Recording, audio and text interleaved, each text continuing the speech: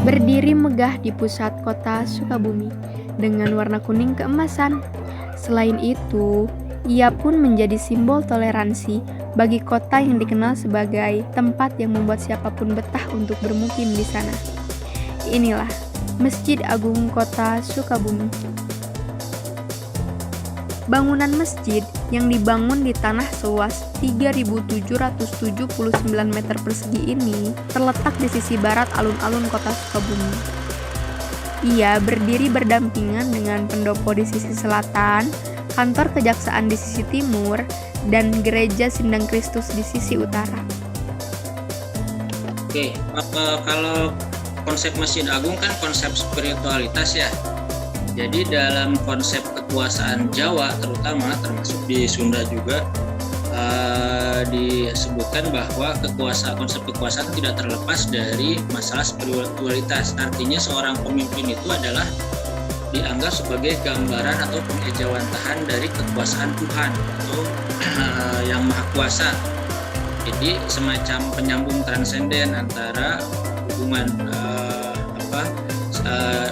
Tuhan dengan masyarakat seperti itu. Jadi makanya di Jawa itu setiap pemimpin biasanya ada namanya julukan ing alogo Sayyidin Panotogomo. Jadi tetap ada hubungan dengan keagamaan. Jadi walaupun dia pemimpin sekuler, tapi dia juga pemimpin agama di masing-masing tempat seperti itu. Masjid Agung Kota Sukabumi pada awalnya bernama Masjid Jami Sukabumi. Bahkan, beberapa catatan menunjukkan bahwa Masjid Agung juga pernah disebut sebagai Masjid Jami Gunung Parang. Namun, masyarakat Sukabumi pada saat itu lebih mengenal dengan nama Masjid Kaum, yang kelak menjadi nama resmi bagi masjid pada saat itu. Jadi memang para pendakwah Islam di beberapa tempat, salah satunya di dekat Masjid Agung itu membuka pemukiman. Jadi mereka biasanya membuka pemukiman, berdakwah sehingga menjadi masyarakat banyak yang muslim di sana dan disebutlah kaum. Makanya daerah kaum itu adalah daerah pemukiman Islam biasanya. Kalau di Jawa disebutnya kauman. Jadi daerah pemukiman Islam yang berkumpul di sana, ada masjidnya dan sebagainya. Nah, salah satunya keberadaan masjid tadi yang tadi saya sebutkan pada awalnya hanya sebuah tajuk tajuk, dan kemudian berubah menjadi Masjid Gunung Parang itu 1800 akhir kalau tidak salah perubahan tersebut karena terkait dengan distrik Gunung Parang. Jadi distrik Gunung Parang sesudah terbentuk kemudian ada masjidnya, nah sehingga dikenallah sebagai Masjid Gunung Parang. Jadi Masjid Gunung Parang itu terkait dengan distrik Gunung Parang di Sukabumi. Nah, Masjid Kaum sendiri, kenapa disebut Masjid Kaum? Hampir di semua tempat sebetulnya daerah masjid disebut kaum. Nah, di Sukabumi juga hampir sama karena lokasi pemukimannya disebut kaum, ya.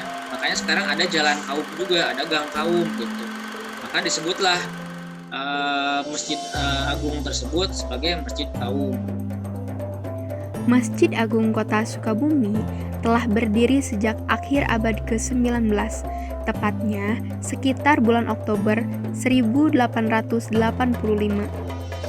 Bangunan masjid sendiri didirikan di atas tanah wakaf dari Patih Sukabumi, yaitu Tumanggung Raden Suryanata Brata atas inisiatif dari Khauf Pengulu Cianjur yang bernama Haji Said.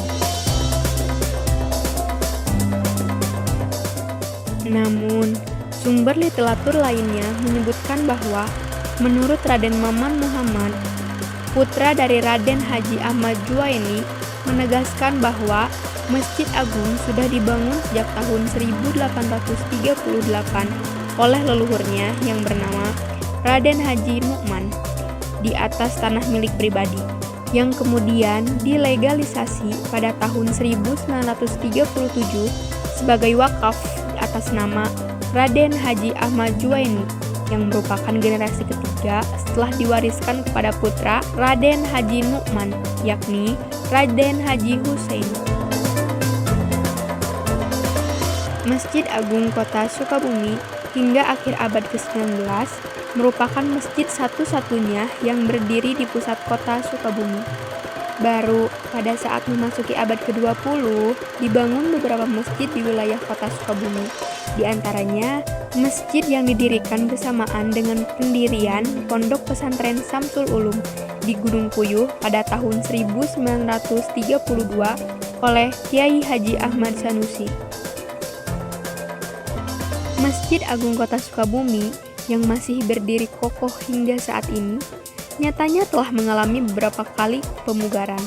Namun, aura dari rumah Allah Subhanahu wa taala ini tidak akan pernah berubah dan akan selalu menjadi simbol dari religiusitas dan toleransi di kota kita.